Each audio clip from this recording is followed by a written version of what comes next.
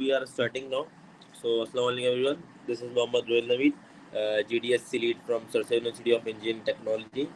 अच्छा, तो आज की workshop 9th workshop is on CRUD app with Flutter Firebase. So, what is CRUD app? What is CRUD application, especially with Flutter and Firebase? अच्छा, before going to CRUD app, काफ़ी चीज़ें हैं CRUD app से related. ये diagram आपको दिख रही है, MVC इसे कहते हैं हम. तो CRUD app का अगर आप लोग को थोड़ा बेसिक सा बता दूं कि CRUD app स्टैंड फॉर, मतलब आपको चीज़ें एडिट, अपडेट, डिलीट और पोस्ट करनी होती है, उनको एक फॉर्म में हम लोग कहते हैं CRUD app. सही है. तो CRUD एप्लीकेशन या CRUD प्रोग्राम या कुछ भी ऐसी CRUD ऑपरेशंस कह लें. सही है. कोई भी जैसे आपका फेसबुक का पोस्ट है, वो आप पहले पोस्ट करते हैं, आपके पास उसको एडिट करने का ऑप्शन भी होता है, देन आपके पास उसको डिलीट करने का भी ऑप्शन होता है, और देन उसके बाद आपको अपडेट करने का भी उसके पास आपके पास ऑप्शन होता है. तो इन प्रोसेस को, इन ऑपरेशंस को हम लोग कहते हैं CRUD ऑपरेशन. सो ये CRUD जो है ना, इसका ताल्लुक है बेसिकली डेवलपमेंट से, इसका ताल्लुक फ्लटर से, इसका ताल्लुक रिएक्ट नेटिव या पर्टिकुलर किसी फ्रेमवर्क लाइब्रेरी से नहीं है. इसका ताल्लुक है डेवलपमेंट प्रोग्रामिंग ऑपरेशन से. सही है.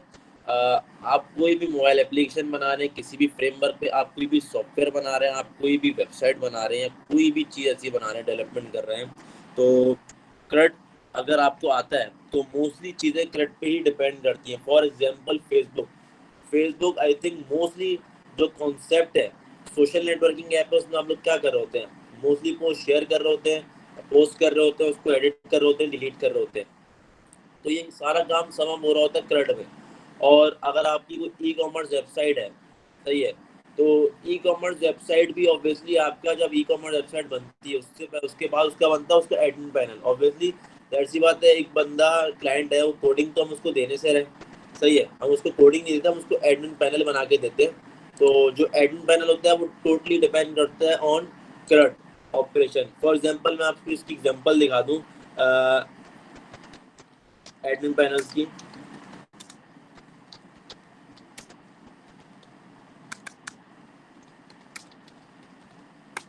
अगर आप लोग को अभी मैं एडमिन पैनल दिखाता हूँ तो आप लोग को आइडिया हो जाएगा व्हाट इज CRUD, और जब एप्लीकेशन भी जब बनाएंगे तो और मजीद आपको आइडिया हो जाएगा.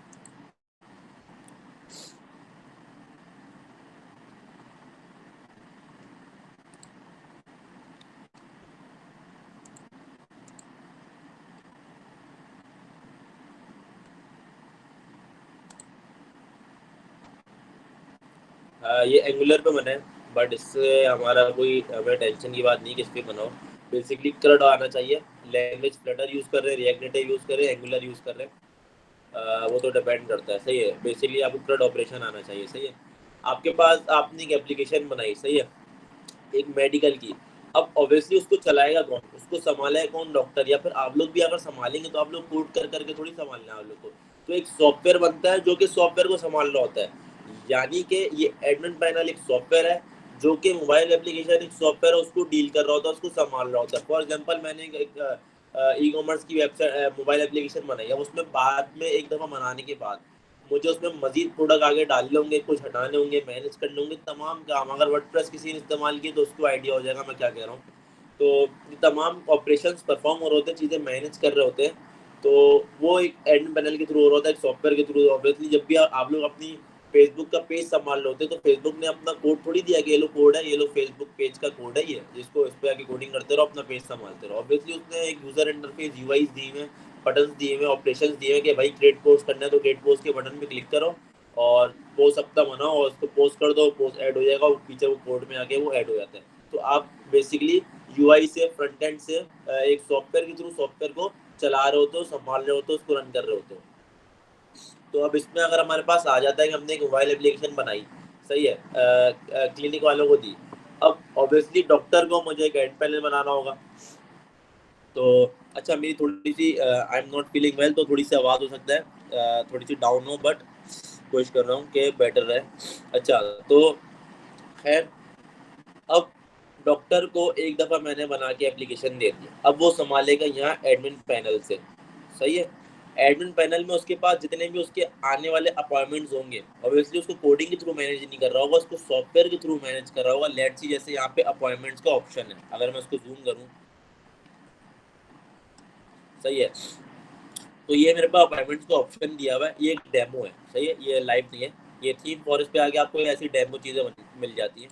तो अपॉइंटमेंट पे जाऊँगा, मैं देखूंगा भाई व्यू अपॉइंटमेंट्स, ऑब्वियसली एक पेज खुला। अब यहाँ से मैं सारा अपने जितने भी मेरे पेशेंट्स हैं उनको मैं मैनेज कर रहा हूँ, उनके मेरे अपॉइंटमेंट्स की लिस्ट आ गई। ये तो मेरे पास लिस्ट मैंने कर दी यहाँ से ऐड, सही है, ये ऐड का मेरे पास ऑप्शन है। मैंने यहाँ पे फॉर्म भरा, सेव किया, ये मेरे पास हो जाएगा ऐड, सही है। उसके बाद मुझे ये एडिट करना हो तो मेरे पास इसके बाद यहाँ से ऑप्शन है, यहाँ से मैं जो भी मेरा नाम था कारा स्टीवन स्टेट्स @email.com, यहाँ से मैं एडिट करूँगा, उसका जेंडर वेंडर जो भी चेंज करना है मैं सेव कर दूंगा, ये वही डिटेल मेरी एड हो जाएगी। और मुझे डिलीट करना हो तो मैं यहाँ से डिलीट करूँगा, तो मेरी ये चीज़ डिलीट हो जाएगी, सही है, जैसे ये डिलीट हो गया, सही है। तो ये क्या है, एक करंट ऑपरेशन है। जिसने करंट ऑपरेशन सीख लिए, टोटली मोर देन 70% उसकी एप्लीकेशन डेवलपमेंट की झंझट छुड़ गई। खासतौर पे कौन सी 70% प्लस या 80% प्लस एप्लीकेशन डेवलपमेंट, आपकी बैकएंड का एडमिन पैनल, आपकी ऐप का या वेबसाइट का जो एडमिन पैनल वाला काम है वो आपका निकल गया, समझिए। अगर आपको CRUD ऑपरेशन आ गया, और ऑपरेशंस के 4 ही फंक्शंस होते हैं, एडिट करने के, डिलीट करने के, इंसर्ट करने के, अपडेट करने के, सिर्फ 4 ही बेसिक फंक्शन होते हैं, वही रिपीट हो रहे होते हैं। कितना बेटर अंदाज में आप लिख सकते हैं, लाइन ऑफ कोड के थ्रू, गेटएक्स का पैकेज आ चुका है उसके थ्रू ये चीज़ों को, वो आप पर है। बट बेसिक्स पैकेज जो है वो प्री बिल्ट इन है, मतलब एडिट करने का कोड जो है आगे पीछे है। ऑल्दो कोड लिखने के 10 तरह के तरीके होते हैं, बट एक बेसिक्स ही इन चीज़ों के कोड है।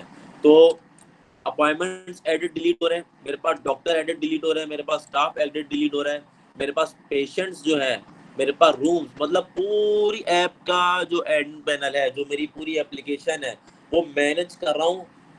मोर देन 80% लगे इसमें, तो 90% प्लस सारा काम आई थिंक सिर्फ CRUD ऑपरेशन से ही हो रहा है। तो CRUD ऑपरेशन इसलिए मोस्ट इम्पोर्टेंट है। आप लिंक्डइन क्लोन जब करेंगे तो ऑब्वियसली हम उसमें क्या कर रहे होंगे, लॉगिन साइन अप के बाद हम क्या करेंगे, हम उसमें लॉगिन साइन अप के बाद हम एडिट कर रहे होंगे, डिलीट कर रहे होंगे, अपडेट कर होंगे पोस्ट को, और सिर्फ पोस्ट को ही नहीं, हम अपनी प्रोफाइल को भी एडिट करना चाहें, डिलीट करना चाहें, अपडेट करना चाहें तो किस थ्रू होता है, CRUD ऑपरेशन। तो आपने एक दफा साइन अप कर लिया, अब लॉगिन कर लिया, अब अपनी साइन अप डिटेल चेंज करना चाह रहे हैं तो ऑब्वियसली वो क्या है, edit, update, insert, delete, CRUD। तो CRUD जिसे कहते हैं निचोड़ है, बहुत ही मेन ऐसी बेस है जो कि एडवांस लेवल तक जाती है। एक तो होती है बेस, सिर्फ बेसिक में रहती है, ये वो बेस है, वो बेसिक्स है जो कि एडवांस लेवल तक, एडवांस प्रोग्रामिंग तक या एक बड़ी प्रोग्रामिंग तक आपको पहुंचाती है CRUD ऐप, सही है। इसके लिए जो फायरबेस हम इस्तेमाल कर रहे हैं, तो फायरबेस फॉलो करता है MVC पैटर्न। मैंने आई थिंक, शायद मुझे याद नहीं कि मैंने इंट्रोडक्शन बताया नहीं तो बताया था, बट फायरबेस इस्तेमाल करता है, ऑल्दो ऑफिशियली कुछ अनाउंस नहीं है, बट जिस तरह से उसका बिहेवियर है वो MVC बिहेवियर जो है, MVC पैटर्न फॉलो करता है, MongoDB की तरह और बाकी .NET की तरह फायरबेस जो है वो MVC पैटर्न जो है वो फॉलो करता है। तो आई थिंक यहाँ तक थोड़ा सा CRUD ऑपरेशन का आप लोगों को क्लियर होगा। तो मैं थोड़ा सा MVC की तरफ चलता हूँ, सही है, कि what is MVC। So MVC stand for model view controller, सही है। आपकी एप्लीकेशन को 3 हिस्सों में डिवाइड करके काम को डिवाइड कर दिया जाता है ताकि उसकी परफॉर्मेंस बेटर रहे, मैसअप ना हो और चीजें बेटर अंदाज में रन हो, सही है। जैसे कि मॉडल, कंट्रोलर, व्यू उसमें दिख रहा है, मॉडल्स के अंदर आपके आता है थोड़ा सा डेटाबेस का काम, सही है, एक स्ट्रक्चर बनता है, और उसके बाद जो है जो व्यू होता है उसमें आपके पास आती है UI। ये जितना भी काम दिख रहा है UI में दिख रहा है, सही है। और कंट्रोलर जो होता है API कॉल करा करा के सर्वर को दोबारा हिट दे रहा होता है और मॉडल के पास जाता है, वो व्यू पे भेजती है और फिर वो दोबारा कंट्रोलर पे जाता है। तो जितना भी काम हम डिवाइड करते हैं MVC पैटर्न पे करते हैं। मैं थोड़ा समझा भी दूंगा MVC पैटर्न आगे आगे जब आप लोग .NET या MongoDB जिस पे भी इंशाल्लाह ताला फ्लटर के बाद जब स्विच करेंगे तो मोस्टली MVC पैटर्न इस्तेमाल हो रहे हैं। आसान अल्फाज में भेजू समझाऊं फायरबेस के तरीके से तो ये कि स्प्रिंग ऐप है, सही है, जावा की, सही है, उसके पास आया रिक्वेस्ट आई, उसके पास पोस्ट की डेटा आया, उसने भेजा फायरबेस की क्लाउड मैसेजिंग को, सही है। उसने बोला कि मॉडल ने भेजा कि फायरबेस को कि भाई ये रिक्वेस्ट चाहिए डेटा, किसको चाहिए, यूज़र को दिखाना है। तो वहाँ से उसने रिसीव किया नोटिफिकेशन, और एंड्रॉयड ऐप का जो क्लाइंट है, जो यूज़र है, जो हम लोग यूज़ कर रहे हैं, हमारे पास आ गया। तो MVC होता है मॉडल व्यू कंट्रोलर। यहाँ तक चीज़ें क्लियर है। तो हमारा नेक्स्ट स्टेप है थोड़ा सा डेवलपमेंट फेज, प्रैक्टिकल फेज की तरफ जाऊँ, ताकि जो CRUD ऐप मैंने बनाई है, CRUD ऐप बहुत बड़ी होती है। इनिशियली जब स्टार्ट लेते हैं मतलब 2 से 3 घंटे लगते हैं उसको समझाने और एक्सप्लेन करने में अगर बैठता, बट हमारे पास टाइम 1 घंटे का होता है, तो इसलिए पॉसिबल नहीं होता। तो पहले से मैं कोड लिख लेता हूँ, आप लोग को भी इजी रह जाता होगा, ताकि सुकून से आप लोग कोड देखते होंगे, फिर अगले अगले दिन जाके आप लोग प्रैक्टिस कर लेना। तो MVC और CRUD क्लियर है तो आगे बढ़ो, मैसेज ड्रॉप करते हैं जिसको अगर कोई भी इशू है। एमवीसी में थोड़ा समझा दें, एमवीसी दोबारा। चलो MVC समझाता हूँ थोड़ा सा।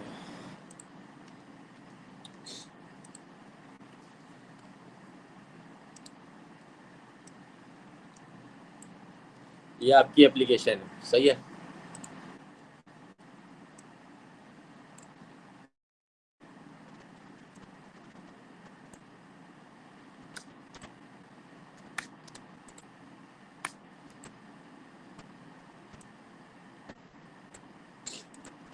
ये आपकी एप्लीकेशन है, सही है।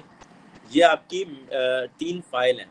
ये है मॉडल डॉट डाट की फाइल, समझे, ये है व्यू डॉट डाट की फाइल, और ये कंट्रोलर डॉट डाट की फाइल। ऐसे लेते हैं, सही है। मॉडल में क्या कोड आएगा, मॉडल में जो आपका डेटाबेस आप क्रिएट करते हैं चीज़ों को, डेटाबेस जब क्रिएट कर रहे होते हैं, तो उसका जितना भी कोड होता है, जो स्ट्रक्चर होता है, वो आता है मॉडल में, सही है। व्यू में कितना काम आता है, सारा यूआई का काम। कल की वर्कशॉप अगर लियो तो मैंने देखा था कि मैंने दो डाट की फाइल बनाई थी, एक लॉगिन पेज और एक लॉगिन स्क्रीन। लॉगिन पेज में मैंने जितना भी डिज़ाइन का काम था, एक लॉगिन पेज को डिज़ाइन करना होता है, वो मैंने उसमें किया था। और उसका जो प्रोग्रामिंग डेटाबेस का काम था, वो मैंने लॉगिन स्क्रीन डॉट डाट में किया था। मतलब डेटाबेस की कोडिंग को अलग कर दिया और यूआई की कोडिंग को मैंने सेपरेट किया। तो व्यू क्या होता है, सारा यूआई वाला काम आता है। और थोड़ा सा डेटाबेस चीज़ें क्रिएट कर रहे होते हैं, फंक्शन प्री बिल्ट इन या जो भी, वो आता है मॉडल में। और ऑब्वियसली मॉडल में डेटाबेस पड़ा हुआ है, वो क्या करेगा, कंट्रोलर क्या कर रहा होता है, इन दोनों को मैनेज कर रहा होता है। कि भाई वो कहता है कंट्रोलर, कंट्रोलर समझो सेंटर में ये व्यू है, सही है। कंट्रोलर कहता है मॉडल को कि भाई एपीआई दे, सही है, कि भाई मुझे एक लॉगिन, बंदे ने लॉगिन मांगी है, सही है, उसका डेटाबेस चेक करके बताओ कि बंदे का यूजर नेम आईडी पासवर्ड यही है। मॉडल कहेगा हाँ यही है। वो दोबारा कंट्रोलर के पास आएगा कि हाँ रीचेक हो चुका हो, कंट्रोलर से जाएगा फिर किसके पास, व्यू के पास, और दिखाया देगा एक message, successfully you are log in, क्योंकि आपकी क्रेडेंशियल जो थी वो करेक्ट थी, सही है। तो कंट्रोलर चीज़ों को कंट्रोल कर रहा होता है, एपीआई से खेल रहा होता है, रिक्वेस्ट भेज रहा होता है, रिसीव कर रहा होता है और आगे पास कर रहा होता है। मॉडल में सारा डेटाबेस का काम, और व्यू में सारा यूआई का काम, और ये तमाम चीज़ें मिलके बनाती हैं आपकी एक एप्लीकेशन। Got it. हाँ, तो ये कोई स्टेट मैनेजमेंट होती है एमवीसी, या MVC कोई? पैटर्न है असल में। अगर मैं इसकी थोड़ी कोडिंग की तरफ जाऊँ, आपको दिखाऊँ, तो आपकी जो for example login dot dot की मेरे पास फाइल है, सही है, और लॉगिन डॉट डाट ये सारा डेटाबेस का काम है। अगर मैं चाहूँ तो एक फोल्डर बनाऊँ मॉडल का, उसके अंदर जितना ही डेटाबेस का काम है उस सारी वाली फाइल्स को मॉडल्स के अंदर फोल्डर में रख दूँ, मतलब फोल्डराइज कर देते हैं ऐप को ना। ये एक पैटर्न बनाया हुआ है अच्छी ऑप्टिमाइज के लिए। ऑल्दो ये कोई स्टैटिक या फिर कोई ऐसी चीज़ प्रोग्रामिंग वगैरह नहीं है, एक पैटर्न है कि जितना भी डेटाबेस का काम है वो एक अलग फाइल में करो, कंट्रोलर काम अलग फाइल्स में करो, और फाइल्स को सेपरेट रखो, और व्यू का काम अलग फाइल में करो, और उनको कॉल कराने के लिए कुछ फंक्शंस होते हैं, बस वो काम आते हैं। अगर आप MVC जाएंगे, MVC का ताल्लुक ऑब्वियसली फ्लटर से नहीं है, एक ओवरऑल है। तो अगर आप MVC पैटर्न पे जाएंगे, तो एक बेसिक आपके पास कोड्स यहाँ पे आ जाएंगे, विकीपीडिया आपके पास डिज़ाइन पैटर्न की काफ़ी ट्यूटोरियल्स की वेबसाइट है। ये आपको ASP.NET में मोस्ट पावरफुल MVC पैटर्न इस्तेमाल होता है। तो ये सारा मॉडल व्यू कंट्रोलर है, इसके छोटे छोटे से ट्यूटोरियल होंगे, एग्जाम्पल मौजूद है। अगर ये आप लोग वहाँ जाएंगे तो with in I think more than, not more than half an hour, आपको MVC का कॉन्सेप्ट समझ में आ जाएगा, सही है। सो अब हम चलते हैं थोड़ा सा अपनी कोडिंग की तरफ, सही है। मेरे पास है मेन डॉट डाट की फाइल, सही है। और ये है मेरी क्रड ऐप। सही है, मेरे पास क्रड ऐप मौजूद है।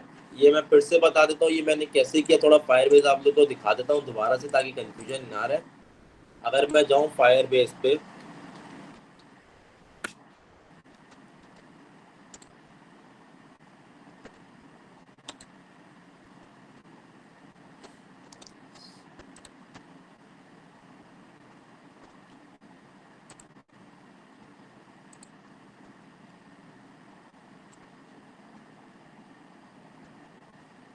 अच्छा तो इसका मैं कॉन्सेप्ट बता देता हूँ सबसे पहले ना।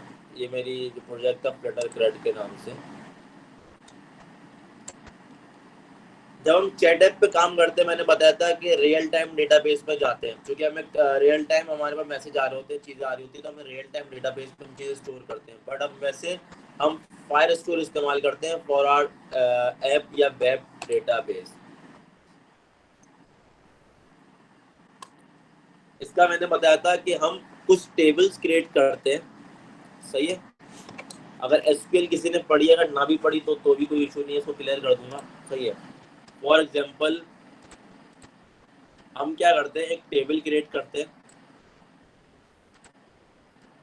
यूजर का, तो उसके अंदर जो जितने भी यूजर्स होते हैं वो ऐड होते चले जाते हैं।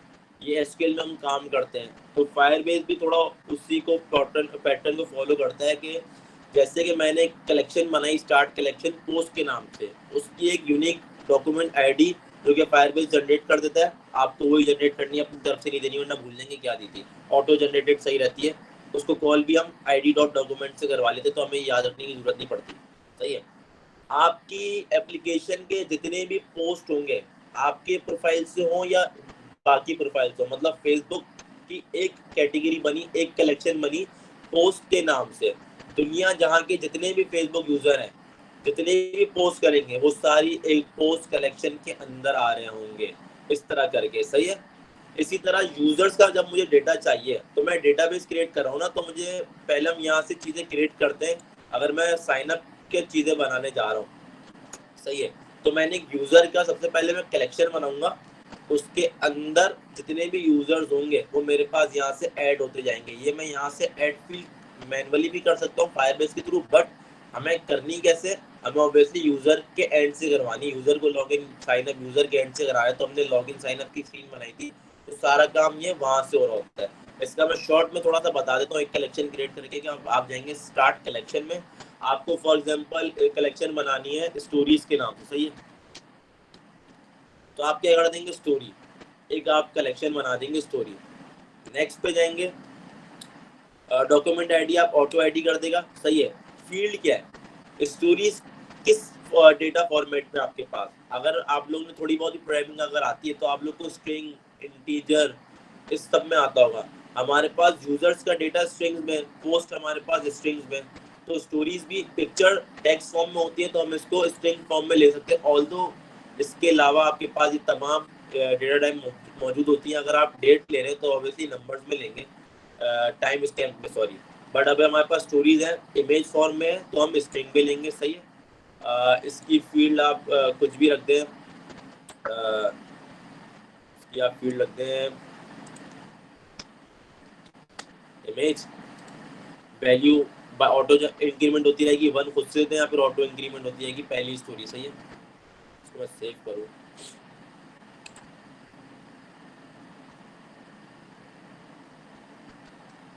स्टोरी आ गई, स्टोरी के अंदर इमेज आ गई, इमेज के अंदर हमारे पास टेक्स्ट, यहाँ पे हमारे पास क्या आएगी, इमेज आएगी, या स्टोरीज का जो भी कंटेंट होगा वो आएगा। अभी तो मैंने सिर्फ डमी दिखाने के लिए। तो इस तरह करके आपकी ऐप का डेटाबेस क्रिएट हो रहा होता है। सही है, तो अगर आप सोशल नेटवर्किंग ऐप बना रहे तो उसमें आपके पास यूजर्स आ गए, आपके पोस्ट आ गए, आपके पास क्या आ गया, स्टोरीज का ऑप्शन आ गया। तो स्टोरीज को स्टोर करने के लिए जो डेटाबेस की कलेक्शन चाहिए होती है, वो इस तरह करके क्रिएट हो रही होती है, और मैं यहाँ से मैनुअली भी चीज़ें कर सकता हूँ। अब थोड़ा सा ऐप का आपको ओवरव्यू करा देता हूँ, फिर चीज़ें बात की बात करूँगा ताकि चीज़ें मज़ीद क्लियर होंगी। सही है, तो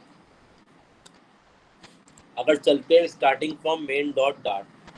सही है, ये मेरी ऐप है, एक करंट ऐप है। सही है, इसमें मेरे पास एंटर योर टाइटल का ऑप्शन है, इसमें मेरे पास एंटर डिस्क्रिप्शन का ऑप्शन है, और जब मैं ये पोस्ट करता हूँ तो ये मेरे पास इस फॉर्मेट में ये मेरे पास आ जाता है, और देन मेरे पास अपडेट का ऑप्शन है, सही है, एक पॉपअप आ जाता है, और देन मेरे पास डिलीट का ऑप्शन है पोस्ट को डिलीट करने का। उससे पहले मैं आप लोगों को कल मैं लॉगिन साइन अप करा चुका हूँ, सही है। लॉगिन का कोड मैं आज ये पूरी ऐप आप लोग गिटअप कर दूंगा। ये पूरी ऐप जस्ट कोड को कॉपी पेस्ट मत करेगा, चीज़ों को देख लेगा होती कैसे, फिर जितना इस्तेमाल करना हो कर लेगा उसको देख देख के ना।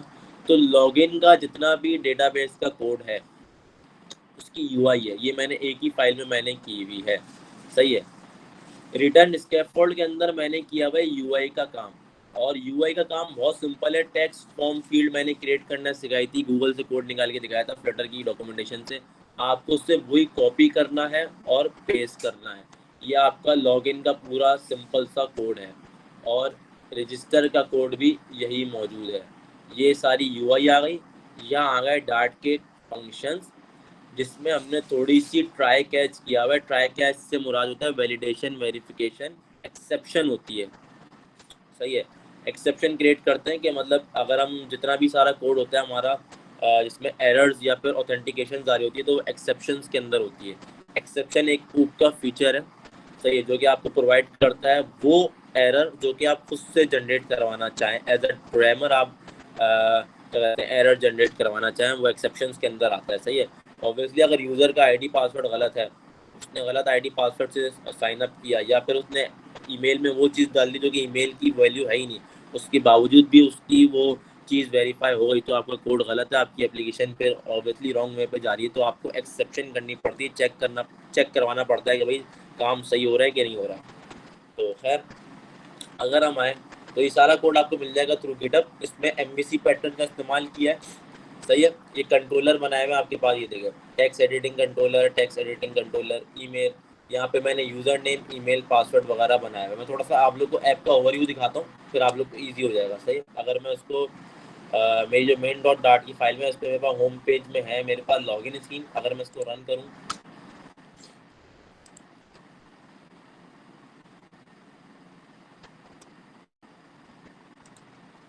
ये लॉगिन मांग रहा है, सही है।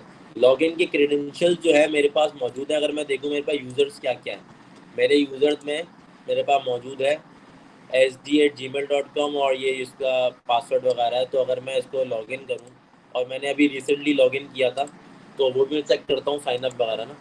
सबसे पहले मैं साइन अप का कॉल कराता हूँ, सही है।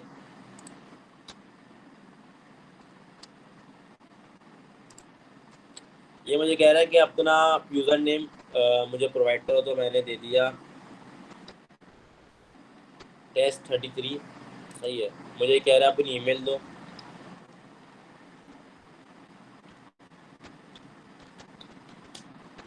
और कह रहा है पासवर्ड, पासवर्ड कुछ भी दे दूँ,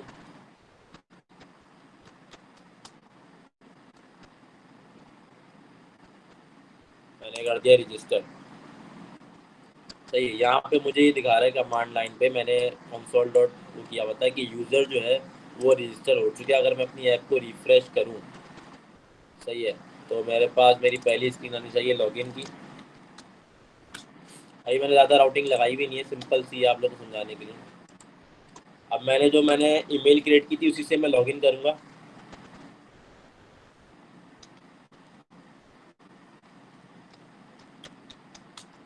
पासवर्ड लिखूँगा,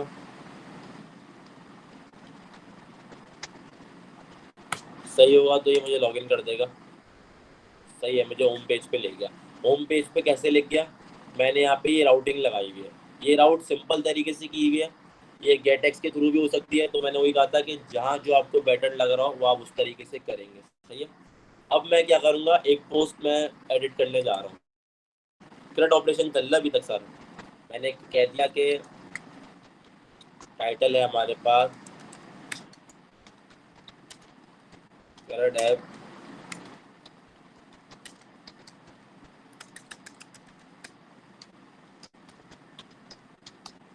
सही है।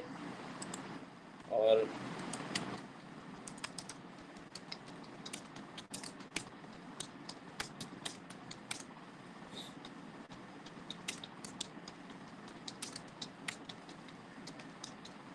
इसमें मेरे पास एक ऑप्शन है पिक एंड इमेज। ये वेब पे नहीं चलता, ये इमेज पिकर का बटन है, ये ऐप पे चलता है, और जो वेब पे चलता है उसका कोड अलग है। इसका कोड भी आप लोग को दिखा दूंगा, डॉक्यूमेंटेशन से कॉपी पेस्ट किया था खाली। तो इमेज पिक करने का बोल रहा है एक, ताकि मैं इस पर क्लिक करूँगा तो मेरी ये एमुलेटर है, तो ये आपका जो भी आपके मोबाइल की स्टोरेज होती है ना वो खोल देता है। तो इमेज पिकर बटन है ये। तो इस पर मैं जाऊँगा, इस पर मैं जाऊँगा, कोई भी इमेज मैं पिक करूँगा अपनी, सही। फॉर एग्जांपल मैंने ये ले ली, सही है। इसको मैं क्लिक करूँगा और मैं कर दूंगा सबमिट पोस्ट पे। तो लेट्स सी, ये देखें मेरे पास आ गया,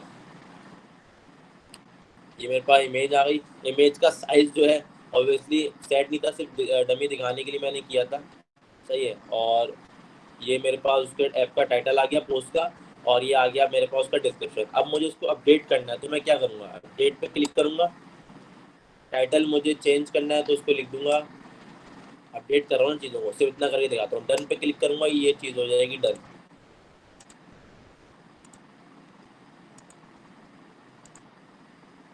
तो ये मेरे पास जो है एक एरर दे रहा है, आई डोंट थिंक,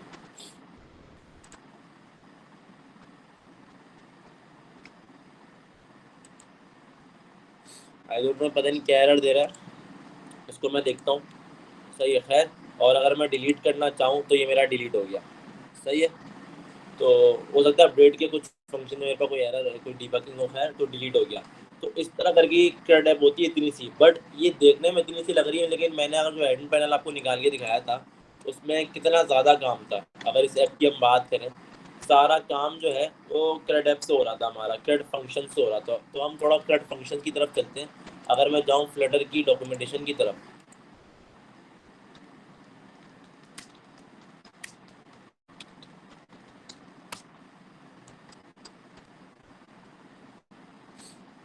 या फिर मैं अपना कोड ही दिखा देता हूँ हम लोग को,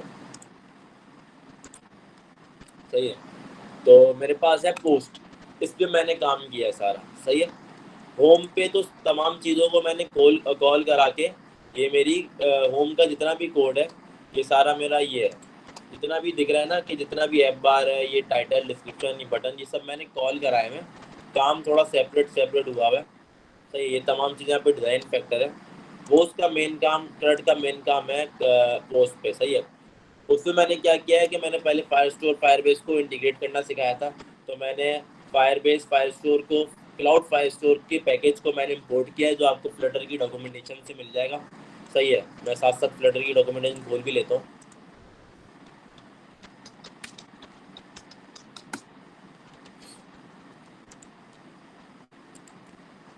उसके बाद मैंने क्या किया, डायलॉग बॉक्स को मैंने कॉल कराया, उसका एक पैकेज है, सही है, डायलॉग बॉक्स का, जो कि फ्लटर से मिला है। डायलॉग बॉक्स क्या है, ये डायलॉग बॉक्स है, इसको मैंने डिज़ाइन किया है, सही है। और ये पैकेज है, ये मैंने फ्लटर की डॉक्यूमेंटेशन से पढ़ा था, उसको मैंने कोड कॉपी किया, पेस्ट किया, उसको इंपोर्ट किया। तो ये इस टाइप का फीचर मेरे पास आ गया। तमाम चीज़ें फ्लटर मौजूद है, सब कॉल करानी होती है डॉक्यूमेंटेशन में, गेमिंग है। उसके बाद मैंने क्या किया है कि भाई मैंने उसको बता दिया, एक मैपिंग की है, सही है। और मैंने उसको बता दिया जो पोस्ट है, जो पोस्ट का जो कलेक्शन है, जो पोस्ट की कलेक्शन है, सही है, वो दिस डॉट डेटा, दिस का फंक्शन, ये थोड़ी डार्ट काफ़ी आ रही है, आप लोग कन्फ्यूजन होगा, बट इसको आप लोग क्या कहते हैं, लर्निंग करेंगे ना तो आप लोग को आइडिया हो जाएगा, इजी हो जाएगा। अभी पूरे कोड पे जाएंगे ना आप लोग तो कंफ्यूज हो जाएंगे। तो खैर, तो ये मेरे पास, मैं यहाँ पे नीचे मैंने यूआई बना चुका हूँ, सही है। सॉरी, होम पेज पे मैंने यूआई बनाया था, यहाँ पे मैंने सिर्फ डार्ट का काम किया, सही है। मैंने उसको यहाँ पे डिलीट पोस्ट का एक फंक्शन बनाया। तो एक आपका जो पोस्ट है वो जिस तरह डिलीट होता है ना, उसका जो कोड है वो बस इतना सा है, यहाँ से लेके यहाँ तक, सही है। ये डिलीट पोस्ट का आपके पास फंक्शन है प्री बिल्ट इन। ये डिलीट कुछ भी करना हो आपको, कुछ भी चीज़ आपको डिलीट करना हो, डिलीट इसी तरह होती है, सिर्फ आपको बताना होता है कलेक्शन। मैंने उसको बोला है कि मेरी जो क्या कहते हैं, मेरा जो डिलीट मुझे किस चीज़ को करना है कि मेरी कलेक्शन में जाओ, उसमें मेरे पास कलेक्शन बनी होगी पोस्ट नाम से, ये मेरी पोस्ट नाम से कलेक्शन बनी हुई है, सही है। मैंने उसको कहा कि भाई मेरी कलेक्शन में जाओ, उसमें मेरा पोस्ट नाम से होगा, उसके अंदर डॉक्यूमेंटेशन के अंदर, डॉक्स के अंदर ये डॉक्स है डॉक्यूमेंटेशन, मैंने यूनिक आईडी दी है, सही है।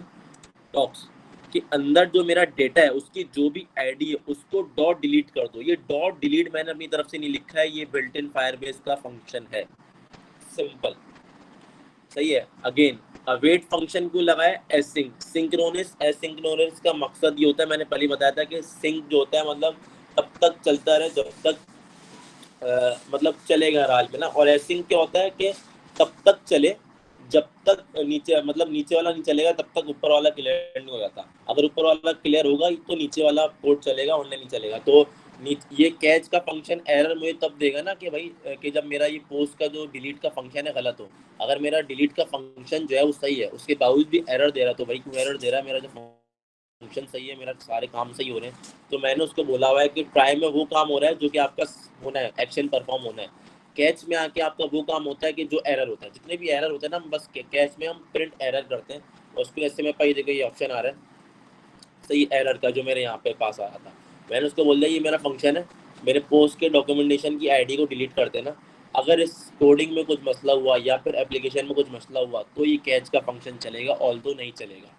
इसके अलावा एडिट पोस्ट का क्या फंक्शन है, एडिट पोस्ट का भी इतना ही फंक्शन है, ये देखें इतना सा प्रोग्राम के शो डायलॉग है। जब मैं एडिट पोस्ट पे क्लिक करूं, सही है, तो मुझे ये डायलॉग शो कराए। तो शो डायलॉग फ्लटर का बिल्ट इन पैकेज है।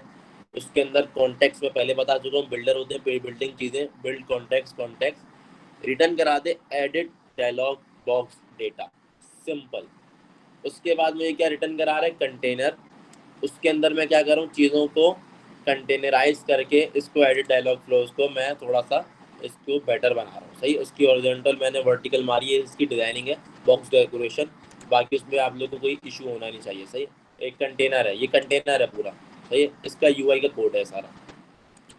उसके बाद मैं कह रहा हूँ कि टेक्स्ट डेटा का टाइटल दिखाए, उसका डिस्क्रिप्शन दिखाए, ऑन पोस्ट डिलीट, ये सारा वही चीज़ है कि एलिवेटेड बटन के क्या कहते हैं,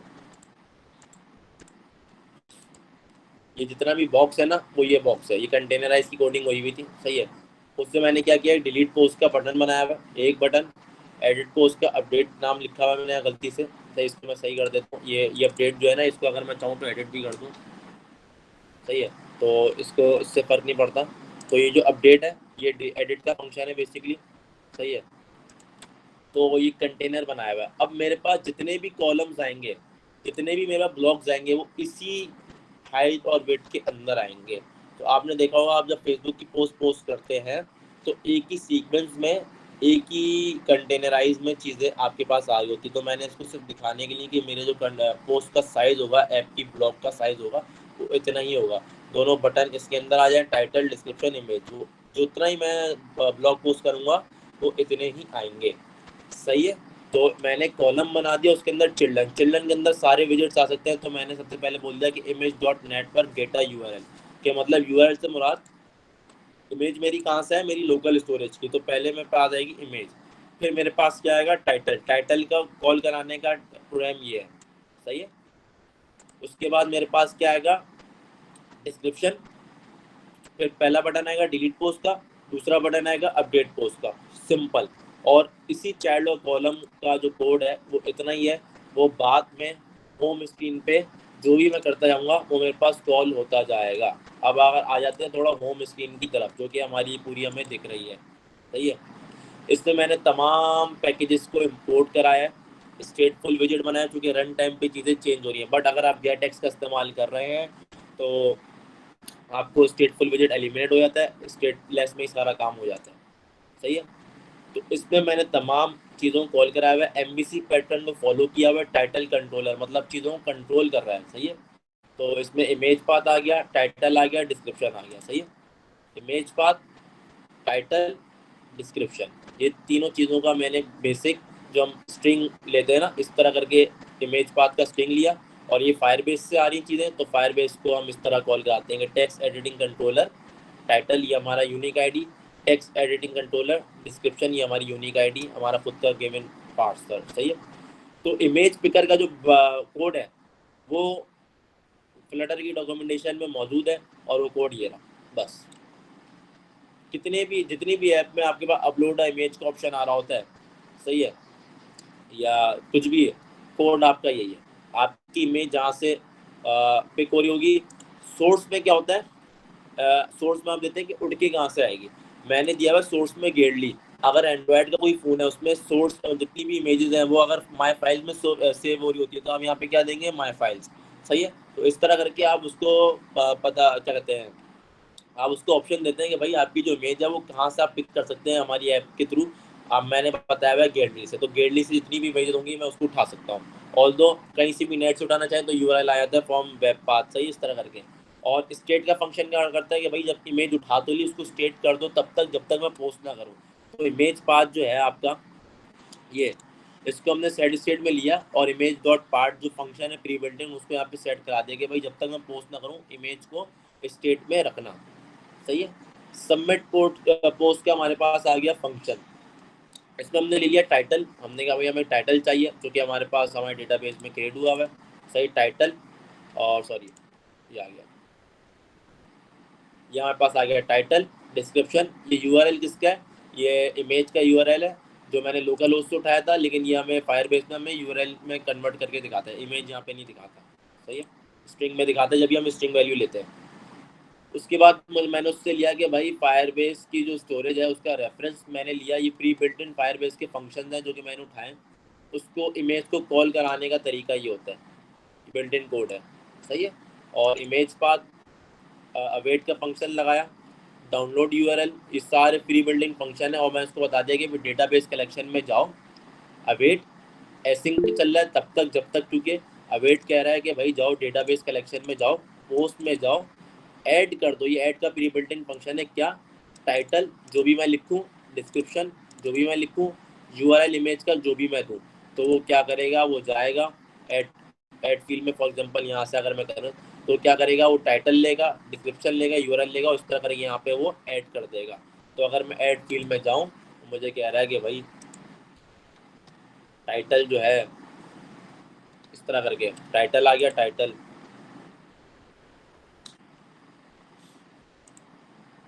सही है, इस तरह करके ये ABC हो गया। इस तरह करके ये हमारे पास आगे चीज़ें ऐड कर दिया करेगा। सही है। तो ये है हमारे पास ऐड का फंक्शन। फिर उसके बाद मैंने सिर्फ ये काम किया हुआ है कंसोल पे प्रिंट कराने की, ताकि मुझे पता चले कि हो रहा है नहीं हो रहा। तो प्रिंट मैंने करा दिया कि पोस्ट अपलोडेड सक्सेसफुली। ये मैंने अजान हो रही है, 2 मिनट का वेट लेते हैं।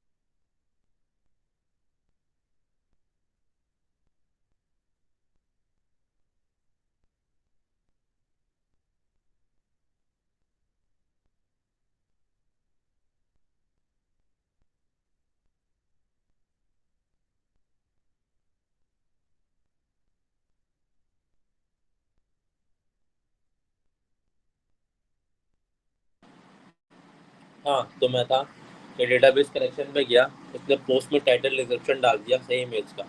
और यहाँ पे मैंने कंसोल में प्रिंट करा लिया कि मेरी जो पोस्ट है अपलोडेड सक्सेसफुल। ये एप्लीकेशन के हिस्सा नहीं है। सही, या हमारे यहाँ पे सिर्फ कंसोल में प्रिंट हो रहा होता है, तो इसका ताल्लुक क्लाइंट साइड से है नहीं, इसमें कोई इशू की जरूरत नहीं है।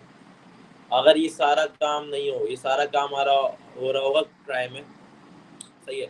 अगर ये सब ना हो रहा हो, अगर ये सब फेल हो जाता है, तो सिंपली प्रिंट करा दे क्या एरर।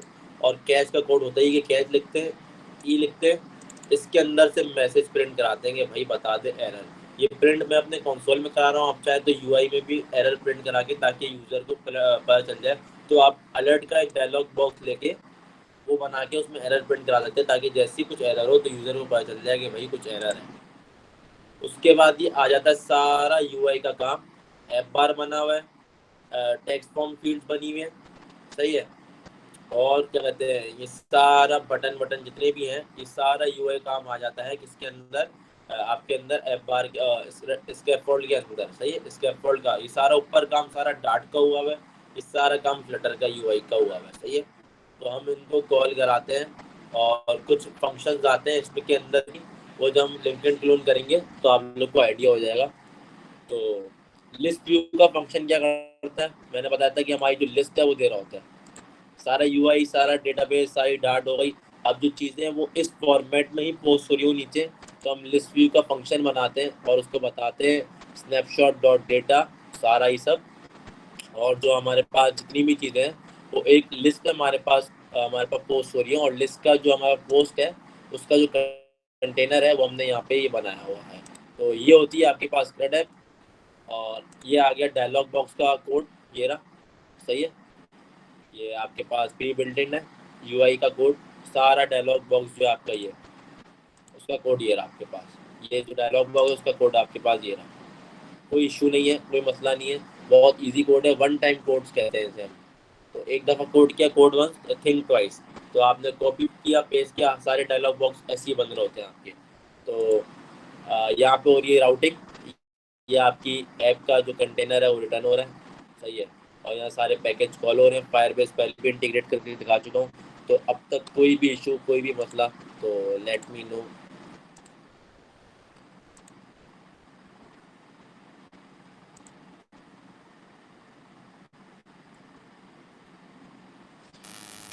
हेलो सर, ये इमेज पिकर से जो आपने पिक्चर पिक करने के बाद आवाज़ क्लियर नहीं आ रही, पीछे डिस्टॉर्शन बहुत है। अजान हो रही है, मैं मैसेज कर देता हूँ।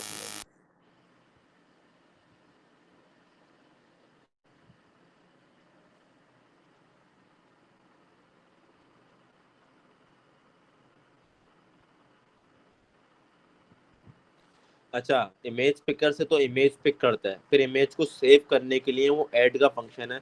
तो इमेज फायरबेस में स्टोर हो रही है, बट एक यूआरएल के फॉर्म में, सही है। एक यूआरएल के फॉर्म में हो रही है सेव, सही है। अगर मैं जाऊँ यहाँ पे, ये मेरा यूआरएल है, सही है। इसको मैं कॉपी करूँ, ये मेरे पास यूआरएल में कॉपी पेस्ट हो रही है, एक यूआरएल में आ रही है मेरे पास। तो यही मेरी इमेज थी। तो ये इमेज फायरबेस में स्टोर हो रही है, बट एक मेरे यूआरएल में हो रही है। तो ये यूआरएल जो है आपका, ये जो यूआरएल है ये आपके पास आपकी इमेज ही है। अच्छा, 5 वीडियोस के बाद की जो वीडियोस हैं वो एक्चुअली थोड़ा सा वो हो गया था। तो आज जितनी भी, आज 6, 7, 8, 9, ये चारों वर्कशॉप्स की जितनी भी वीडियोस हैं बाय टुडे रात में अपलोड हो जाएंगी इंशाल्लाह। रात में या कल सुबह तक सारी हो जाएंगी। उसके बाद कल की जो वर्कशॉप है 4 बजे, उसके बाद 2 डेज का ऑफ है फॉर द ओकेजन ऑफ 11 रबी अव्वल एंड 12 रबी अव्वल। फिर हमारी 5 वर्कशॉप रह जाएंगी, तो हम वो कंटिन्यू करेंगे Wednesday, Thursday, Friday, Saturday, Sunday. So हमारा 15 डेज विद फ्लटर इंशाल्लाह कंप्लीट हो जाएगा कमिंग वीक में। तो 2 डेज ऑफ है, संडे को तो ऑफ होता ही होता है, बट 2 डेज ऑफ है on Monday and Tuesday, 12 on occasion of 11 and 12 available. तो आप लोग अपने जो मिलाद विलाद का जो भी आप लोग का होगा, तो आप लोग ईजिली वहाँ जा सकेंगे। तो वो 2 दिन ऑफ रहेगा। देन उसके अलावा Wednesday, Thursday, Friday, Saturday, Sunday 5 workshop, mega workshops जो है वो कंप्लीट हो जाएंगी। कल की इस वीक की आखिरी वर्कशॉप कल है, सही है, 4 बजे होगी। Then next workshop starting from Wednesday, 5 workshop 5 days. कल भी 4 बजे होगी? यस, कल भी 4 बजे होगी। देन उसके बाद चूंकि वो मिलाद हो रहे हैं मोस्टली के रात में, तो इस वजह से मैसेज आ रहे होते हैं, तो इसलिए शाम में कराना पड़ रहा है मुझे। ठीक, और वो असाइनमेंट्स का जमा कराना है? असाइनमेंट का मैं आज गूगल डॉक्यूमेंट सबमिट कर रहा हूँ, उसमें आपको अब चूंकि कल की ऐप तो गूगल मैप की है, पर देन वेडनेसडे को हमारी मुलाकात होगी, तो आपके पास 2-3 दिन होंगे। तो असाइनमेंट में आपके पास 3 ऑप्शन दूंगा कि या तो आप लॉग इन करके दिखा दें, या मुझे मतलब लॉगिन, CRUD ऑपरेशन और गूगल मैप, इन तीनों में से कोई भी एक काम करके दिखा देगा टिल वेडनेसडे को, तब मैं आऊँगा। तो ये मैं आप लोग को असाइनमेंट ड्रॉप कर दूंगा। और नेक्स्ट वीक के बाद सर्टिफिकेट भी इशू हो जाएंगे? आखिरी वर्कशॉप जो होगी उसके बाद सर्टिफिकेट इश्यूज हो जाएंगे। Thank you. So thank you all for coming. Stay tuned, stay update. Inshallah we will continue our tomorrow session at 4 p.m. and then उसके बाद हम from Wednesday we will start our we will complete our 5 workshops. So thank you all for coming. Allah Hafiz.